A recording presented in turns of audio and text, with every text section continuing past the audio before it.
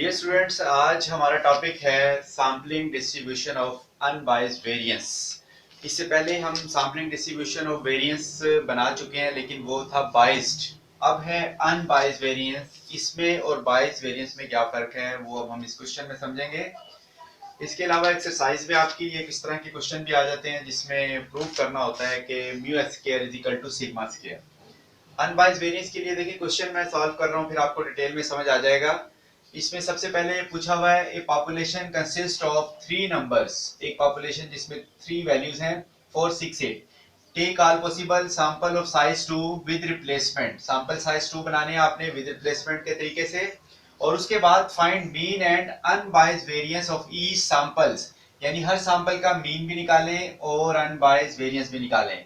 और show that ये mean की डिस्ट्रीब्यूशन से ये प्रूव होना है और mu S square is equal to sigma square ये प्रूव करना है हमने। Where S square is equal to ये यहाँ पे n-1 पे डिवाइड किया हुआ है, ये अनबायस्ड वेरिएंस कहलाता है। अब इसको सवाल को स्टार्ट करता हूँ। इसमें सबसे पहले हमने बनाने हैं इसके सैंपल, और सैंपल के लिए आप पहले देखें कि पॉपुलेशन हमारे पास जो गिवन पॉपुलेशन है वो हमारे पास है 4, 6, 8, यानी capital N is equal to 3।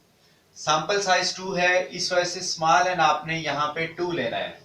अब all possible sample which can be drawn with replacement, ये सैंपलिंग की टेक्निक विद रिप्लेसमेंट है, तो आपने पहले उसके वैल्यूज कैलकुलेट करनी है कि कितने सैंपल बनेंगे। ऑल पॉसिबल सैंपल, आगे हम लिख सकते हैं which can be drawn with replacement of, shortcut लिख देता हूँ विद रिप्लेसमेंट। फार्मूला यहाँ पे यूज करेंगे कैपिटल N की पावर स्मॉल n 3 की पावर 2। ये 9 सैंपल हैं, ये पहले भी हम कई क्वेश्चन में कर चुके हैं। अब आप इसको उसी तरह विद रिप्लेसमेंट सैंपल बनाएंगे। इसको यहां से स्टार्ट करेंगे जरा। सैंपल सैंपल बनाने का तरीका विद रिप्लेसमेंट क्या है, 4, 4, 4, 6, 4, 8।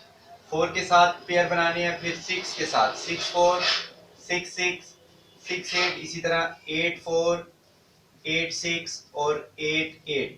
ये हमारे 9 पॉसिबल सैंपल यहाँ हमने बना लिए हैं। हर सैंपल का मीन पूछा हुआ है और अनबायस्ड वेरिएंस पूछा हुआ है। तो मीन के लिए x बार सिंपल आप पहले भी कर चुके हैं। ये कि मीन कैसे निकलेगा, 4 + 4 डिवाइडेड बाय 2। ठीक है, दोनों को प्लस करके 2 पे डिवाइड करें, ये हमारे पास आंसर इसका बचेगा 4। 6 और 4 10 डिवाइडेड बाय 2 5। 8 और 4 हमारे पास 4 + 8 डिवाइडेड बाय 2, यहाँ पे 6 आ रहा है।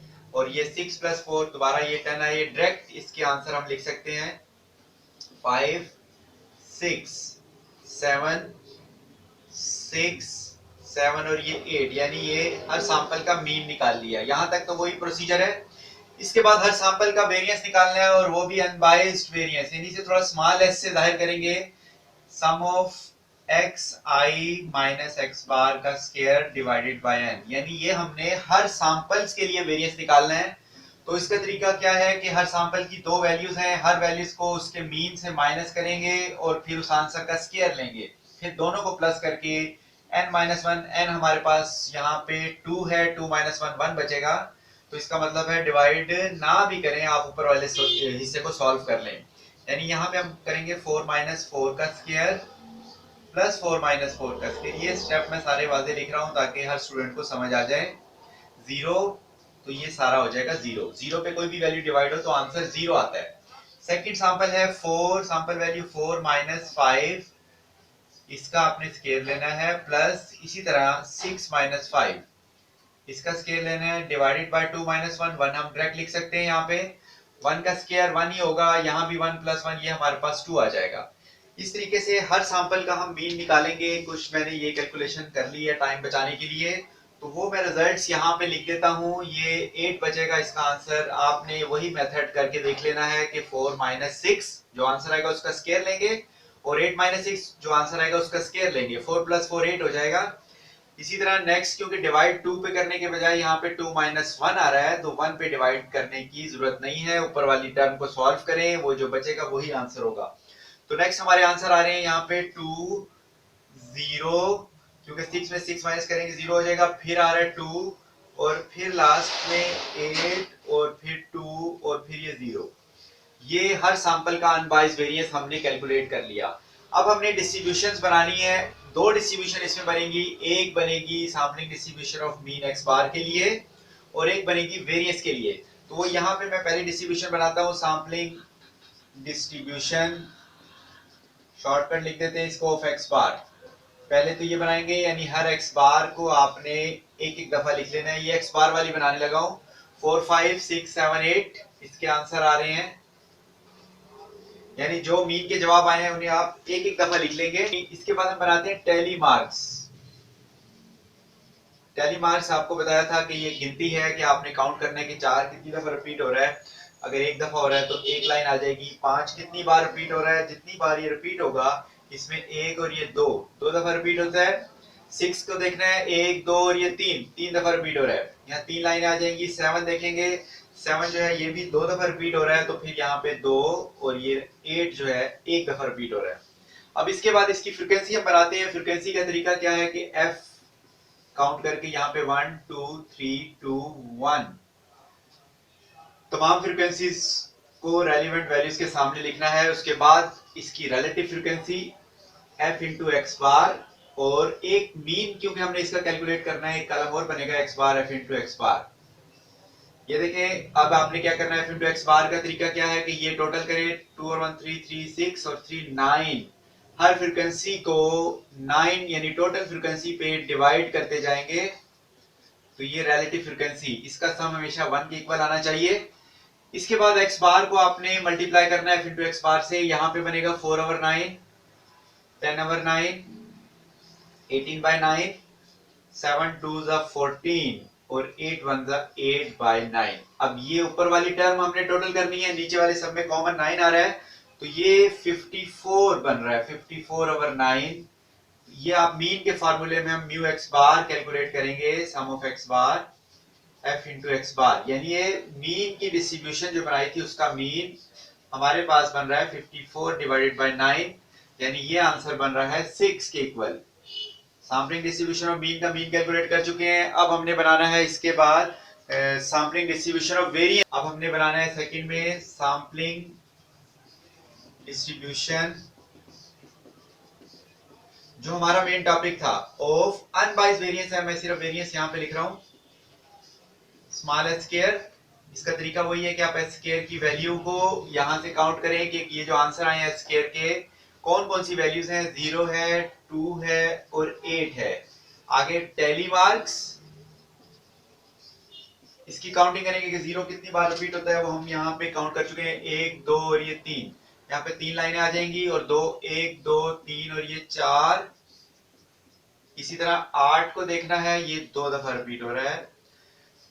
ये टोटल आपका 9 होना चाहिए। फ्रीक्वेंसी के कॉलम बना के लिखेंगे 3 4 और 2। इसी तरह f इंटू एस स्केयर, यहाँ पे सिर्फ नाम चेंज हो गया, वहां हम एक्स बार लिख रहे थे, यहाँ स्केयर लिखना है। इसमें कोई नई चीज नहीं है, नाम चेंज हो गया, S square f into S square, जो मीन कैलकुलेट करना है। इसमें देखें ये टोटल 9 आ रहा है, तो आपने करना है 3 बाय 9, 4 बाय 9 और फिर 2 बाय 9।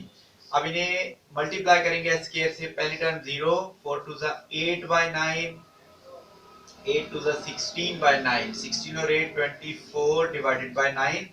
अब देखें यहाँ हम निकाल रहे हैं mean of sampling distribution of variance. Next जो कॉलम है, नेक्स्ट वैल्यू है mean of sampling distribution of variance. Mu के नीचे एस स्क्वायर लिखा, sum of s square f into s square.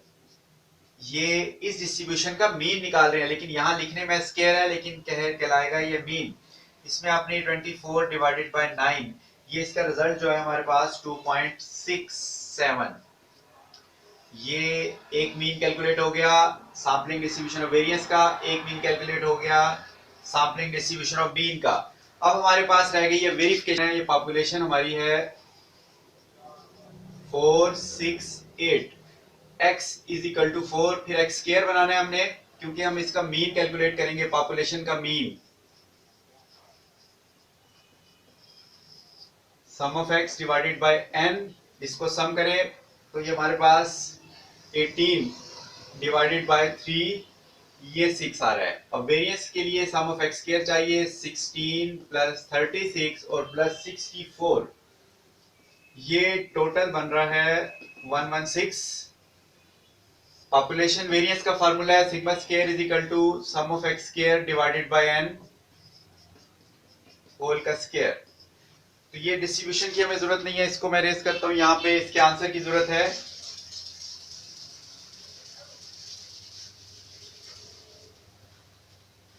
Sigma square की वैल्यूज यहाँ पुट करते हैं 116 डिवाइडेड बाय 3 माइनस 6 का स्क्वायर। ये सम ऑफ एक्स और एन हल हुआ है, इसका आंसर यहाँ पुट कर देंगे। तो ये रिजल्ट इसका बच रहा है 3.38.67 माइनस 36। इसको माइनस करें तो ये आता है 2.67 पॉपुलेशन वेरिएंस। अब हमने रिजल्ट वेरीफाई करने हैं। फर्स्ट वेरिफिकेशन थी mu X bar is equal to mu.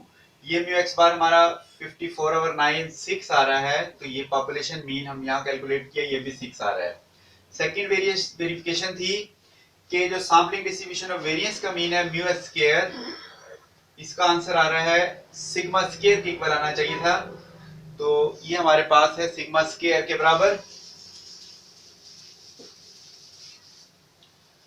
Sigma square हमारा म्यू स्क्वायर 2.667, इसी तरह सिग्मा स्क्वायर भी हमारा 2.667।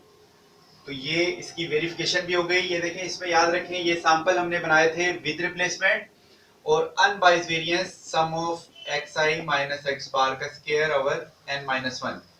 ये फार्मूला हमने यूज किया था स्मॉल h स्क्वायर से, और ये रिजल्ट पॉपुलेशन के कैलकुलेट किए हैं। इसको आपने ध्यान में रखना है, पॉपुलेशन का मीन, पॉपुलेशन का वेरिएंस, और ये लास्ट में फिर हमने की है वेरिफिकेशन।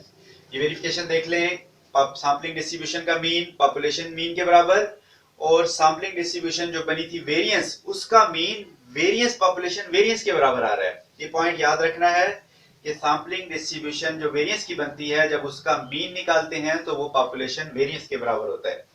ये अनबाइस्ड वेरिएंस विद रिप्लेसमेंट में ये कंडीशन सेटिस्फाई होती है। अगर तो आपके सैंपल बनते हैं विदाउट रिप्लेसमेंट, विदाउट रिप्लेसमेंट में थोड़ा सा वेरिफिकेशन का फार्मूला चेंज हो जाता है। वो मैं फार्मूला यहाँ पे लिख के देता हूँ विदाउट रिप्लेसमेंट के लिए। रिप्लेसमेंट में फॉर विदाउट रिप्लेसमेंट, यानी बात को समझें, अगर सैंपल बने हैं विदाउट रिप्लेसमेंट तो आप वेरिफिकेशन कैसे करेंगे। विदाउट रिप्लेसमेंट में अगर आपने एस स्क्वायर यूज किया है xi माइनस x बार का square divided by n minus 1, तो फिर वेरिफिकेशन आप करेंगे mu S square is equal to n over n minus 1 multiply by sigma square. ये एक पॉइंट है, एक क्वेश्चन इससे रिलेटेड होगा। यानी सैंपल आपने उसी तरह विदाउट रिप्लेसमेंट बनाने हैं, हर सैंपल का मीन वेरिएंस निकालना है, और उसके बाद जब वेरिफिकेशन करने लगेंगे पॉपुलेशन के पैरामीटर से, तो फिर आपने यहाँ पे विदाउट रिप्लेसमेंट में n over n minus 1 correction factor use करना है। जबकि विद रिप्लेसमेंट में ये विदाउट रिप्लेसमेंट है। विद रिप्लेसमेंट में याद रखें, अभी हमने क्वेश्चन किया है, उसमें क्या था कि म्यू एस स्क्वायर बराबर था सिग्मा स्क्वायर के, लेकिन ये किस वक्त है, जब एस स्क्वायर अनबाइज यूज हो रहा है। याद रखें, अनबाइज जब एस स्क्वायर यूज होगा, अनबाइज का मतलब है n माइनस 1 पे जब डिवाइड होके आप एस स्क्वायर निकालेंगे, तो विद रिप्लेसमेंट में पॉपुलेशन के वेरिएंस के इक्वल होता है इसकी डिस्ट्रीब्यूशन का मीन, और विदाउट रिप्लेसमेंट में डायरेक्ट इक्वल नहीं होगा। ये करेक्शन फैक्टर n बटा n माइनस 1 यहाँ पे यूज होगा और मल्टीप्लाई बाय सिग्मा स्क्वायर, फिर ये रिजल्ट दोनों इक्वल आएंगे। तो इससे रिलेटेड नेक्स्ट क्वेश्चन आप ट्राई करके देखें। इससे मिलते जुलते जो भी सवाल हैं जो जिसमें डिस्ट्रीब्यूशन बनानी है वेरिएंस की, चाहे वो बाइस्ड वेरिएंस हो या अनबाइस्ड हो, लेकिन आपने वेरिफिकेशन के फार्मूलों को याद रखना है। नेक्स्ट फिर अगले लेक्चर में मजीद मेथड सैंपलिंग डिस्ट्रीब्यूशन के आपको समझाऊंगा।